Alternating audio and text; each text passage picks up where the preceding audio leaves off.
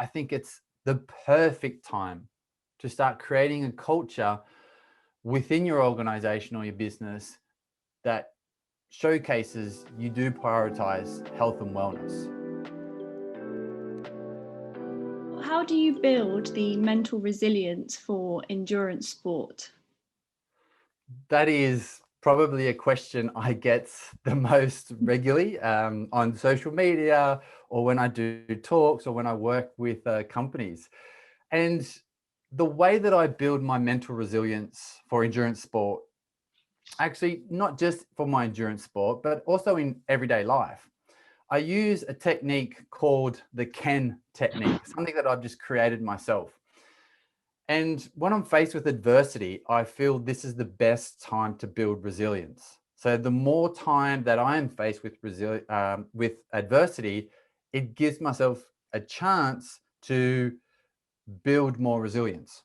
And I use this KEN technique, KEN, and it stands for key fundamentals, efficiency, and new normal.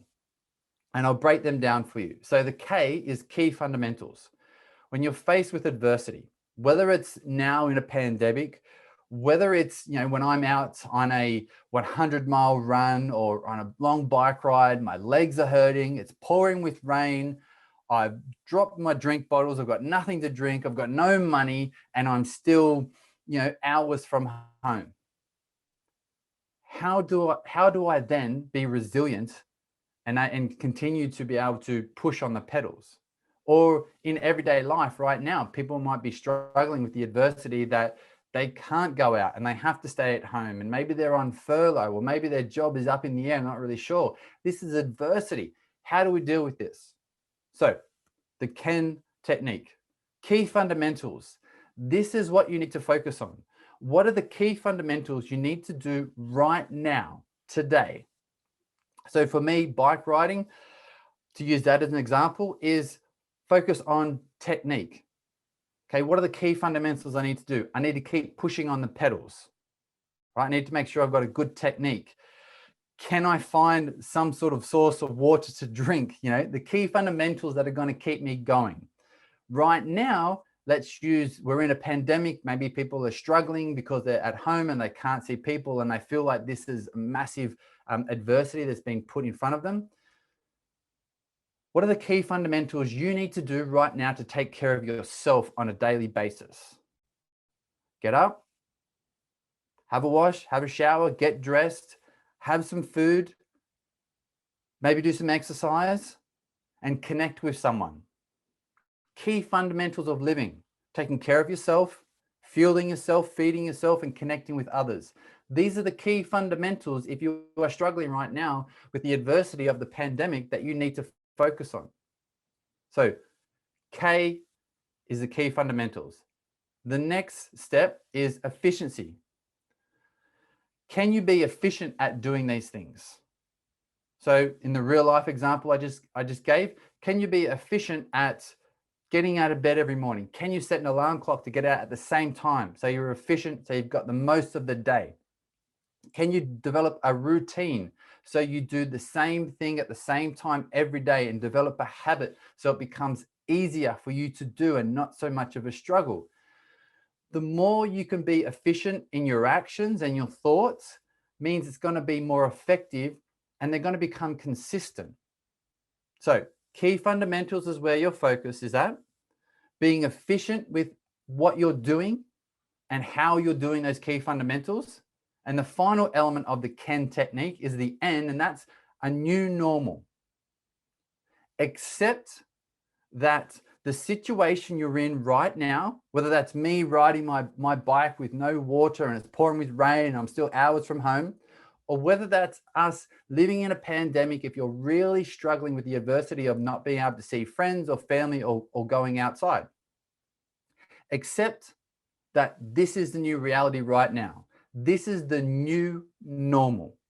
And as soon as you accept that, it's going to allow you then to go back around to the start of this KEN technique and focus back on the key fundamentals, being efficient with those key fundamentals, and accepting when something else happens that this is now the new normal. And if you keep focusing on the key fundamentals, being efficient with those key fundamentals and accepting the new normal, over time, you will build resilience through the adversity that you've been facing. What is the hardest physical challenge you have ever faced?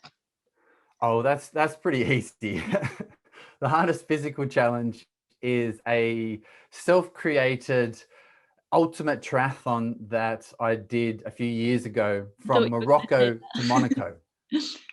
So I swam the Gibraltar Strait between Spain and Africa.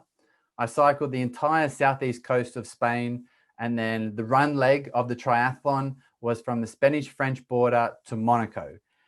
It sounds crazy. It was crazy, and it actually got turned into a award-winning documentary that's out on Amazon Prime. So I don't want to give too much away because people can go and watch the 97-minute documentary, me swimming between Spain and Africa, which took me over 5 hours, cycling for hours and hours. I think 17 hours was the longest day that I cycled, and about 15 hours was the longest day that I ran. I got injuries. I fell asleep while I was cycling. I got lost on a Spanish motorway. There's lots of drama in there. So yeah, that's easily the toughest physical challenge that I've ever done. The ultimate triathlon. What can businesses do to support employees' well-being? Yeah, what can businesses do to support their employees' well-being? I think that starts with the culture that's created within the organization that encourages people of the organization to take care of themselves, alongside showcasing to the employees that their actual health and well-being is a priority of the business of the organization. So I know this is a bit more of a wider view, but now is a great time. If you're a business owner, if you're a director of a company or an executive, that maybe health and wellness hasn't been a high priority right now, I think it's the perfect time to start creating a culture within your organization or your business that showcases you do prioritize health and wellness. So that culture then can encourage employees and individuals to take care of themselves, because if the individuals, the employees take care of themselves, that means they're going to be mentally, physically, emotionally stronger, less sick days, more productive at work, more focused, and bottom line, that everyone wins. So it starts with, from a wider perspective, implementing a culture in the workplace. And if that's already there, education, I think, is a second point. Education on how people can help themselves and take care of themselves and introduce a health and well-being routine. And that could be as simple as every hour or every 2 hours having a 10-minute break, doing some breathing exercises, doing some meditation, going for a walk around the office, whatever it is.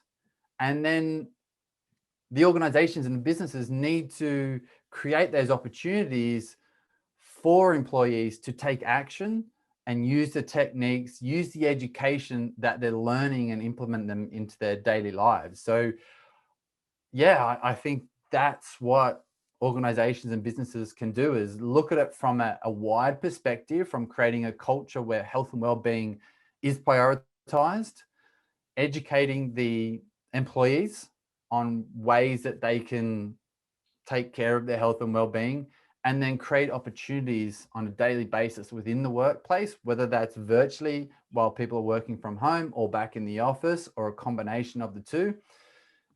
So the employees can actually do the techniques that they're learning about through the education.